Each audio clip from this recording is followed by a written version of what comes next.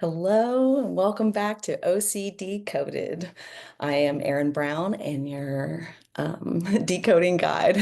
So today talking about OCD and ADD, how they overlap and sometimes help each other and sometimes get in each other's way. I once had a client say, you can be a hot girl with ADD, but not a hot girl with OCD. And I thought that was an interesting insight as well as it kind of broke my heart.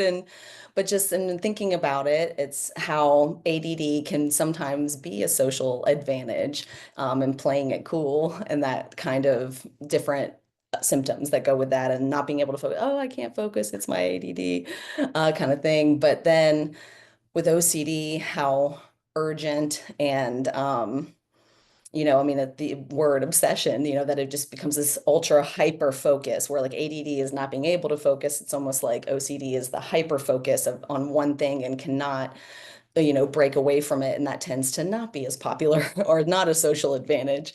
And it's just like, and that's part of the whole reason that we're trying to learn how to make it a superpower and not to see it as a bad part of us or a part that we have to get rid of, but more of just one to understand and love and then, again, use to our advantage and figure out how to do. And so, both ADD and OCD are processing disorders. And I remind myself of this both, I'm diagnosed with both of those and with ADD and OCD. And thinking about processing disorders. And so literally having trouble processing something, whether that is a thought or emotion, a memory, a flashback, a body sensation, that it's trouble processing those things. And there are many kinds of processing disorders.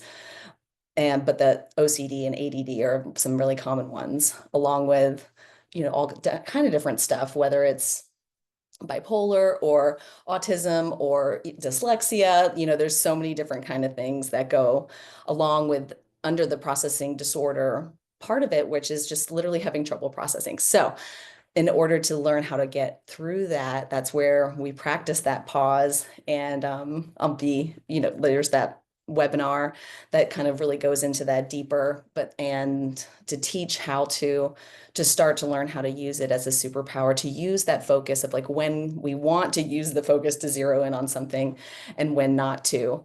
And so, like that the whole point is to feel better about ourselves and to more confident and to not think that we have to change who we are in order to be better.